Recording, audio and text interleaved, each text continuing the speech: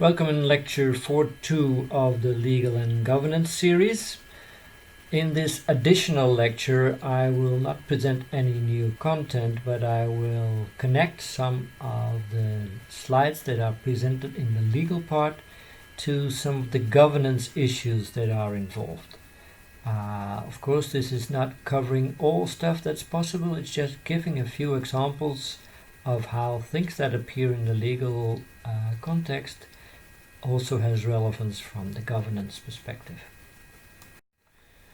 Now this first slide is on land use planning. You have seen it appear in the lecture on this topic. We don't have to cover all of it. The important thing I want to draw your attention to is that in general your ownership protects you and gives you the right to do things that you want with the land. But there is an exception, and of course there is the possibility of government interference, and it's important to see that this is a public activity. As also indicated in the text marked red, no one shall be deprived of his possessions except in the public interest and subject to the conditions provided by law.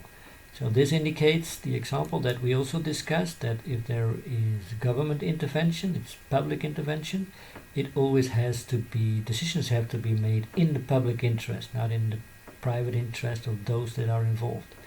And decision making itself is also subject to all kinds of procedural rules, and they are specified by law. So yes, the government can do all kinds of things, but they are bound by the rules of the law themselves. Now if we look into the procedures that govern decision making in this sphere, you can see an example here. Again, we don't have to discuss the different steps. What is important is that there are all kinds of procedures that have to be followed in order to make decisions. You see it here in land use planning. Of course, you see lots of them in infrastructure planning as well, which is also a typical example of the public sphere, where governmental organizations can take all kinds of decisions, but are bound by all kinds of procedures in making those decisions. Now let's move from the hierarchy model to the market model. And of course the typical legal instrument here is that of the contract. So contract law is the first topic that's important here, and of course here you can see the basics: freedom to contract whomever on any subject in any form, and that of course relates to the rules in the institutional model that we discussed. So contract with whomever is the idea of open boundary rules, so everyone is able to enter the market, there are no market barriers. Any subject means that there is open scope rules, the scope of what you decide about is open, and what you can do, in which way you do it, is also open, which implies open authority rules. So here you can see that those rules that we discussed in the institutional model refer to this basics idea of contract law. And of course there's a second point that's important: consensualism. The mutual consent takes decisions. That's aggregation rule, aggregation by consensus. If you agree that a deal is made, that you have a contract, then it's set, and that is the aggregation rule. So both parties have to agree on the deal. Now you all have been studying, of course, the traditional model in contract construction law, where design and execution is separated. So you first have a design contract and then an execution contract. We've seen that as a typical idea of the individual model in markets. So design and building are separated, they don't combine the work, and you have separate contract with designer, and later after that with the construction firm. You also see that there is supervision involved, and that of course is what we discussed under monitoring in the transaction cost economics part. So all the costs that are made for supervising is connected to this monitoring of the work. Now the last bullet point may confuse you somewhat, because here it's indicated that there is a hierarchical relationship in the traditional model, and of course we are thinking about markets here. But it's important to understand that there is a difference between the different phases that we are talking about. So when we refer to markets, we refer to the selection of the people you are going to work with. Here we have competition, and this is of course before the contract is signed. So before the contract there is obviously no hierarchical relationship, but there is competition under market conditions on who gets the deal. Of course, when the contract is signed during the execution of the work, temporarily there is a hierarchy. So in this case, the one who has taken on the deal has to do the work. And that's the contractor. And you as the employer, you are in the position of the hierarchy. You can decide what has to be done, of course, in accordance with the provisions that are made in the contract. And the next thing that is important to understand this idea of hierarchy is that after the contract there is a termination of the relation. So once the building is finished, you have no relation anymore. So this is of course in line with the idea of markets as a model of governance.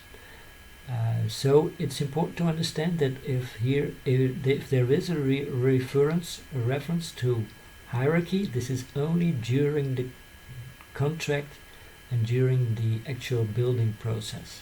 So yes, there is some element of hierarchy, but it's not durable, for instance, if we talk about the relations. Now this idea of hierarchy is present in this clause of the standard conditions. The contractor shall execute the works in accordance with the drawings to be provided and approved by the employer's agent, shall comply with the instructions and directions given to him. Of course, this is the idea of hierarchy during the contract, during the building process. The, so to say, employees, the constructor, has to act in line with the decisions of the boss, and of course the boss is the employer or his agent. The idea of markets also becomes obvious in this clause, where it is about the relation between the consultant and the client. The client is bound to keep all data of a consultant as confidential.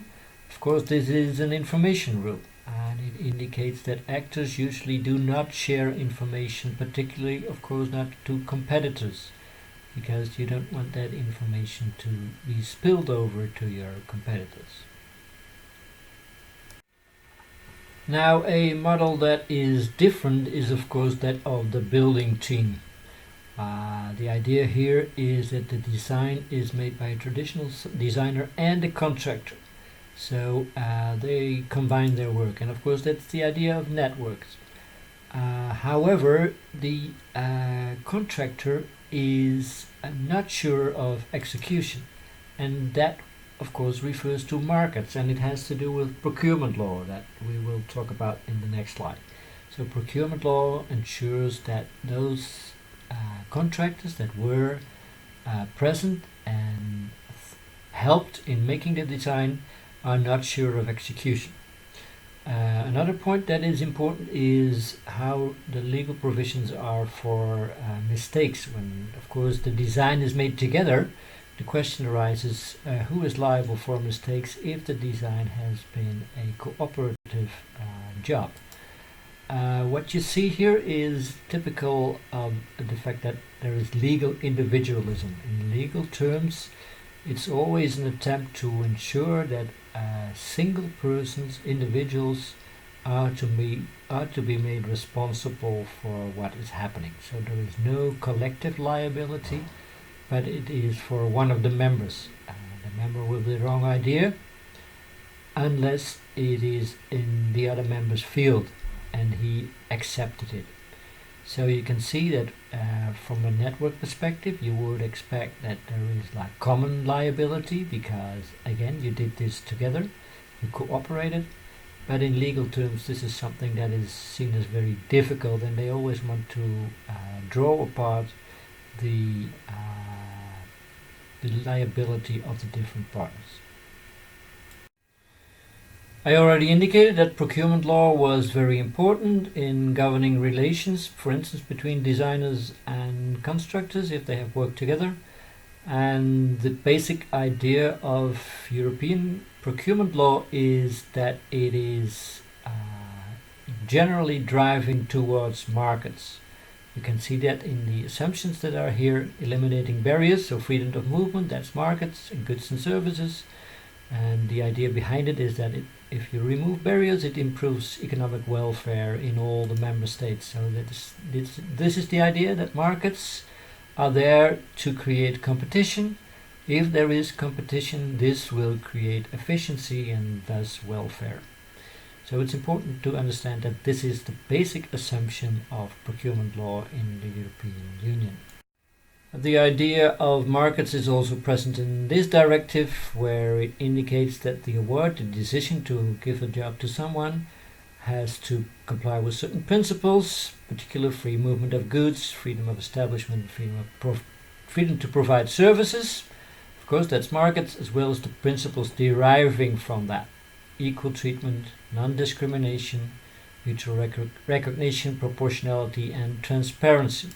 And of course, this is directly against the idea of networks, because usually in networks you have all kinds of selective mechanisms that you use only for members.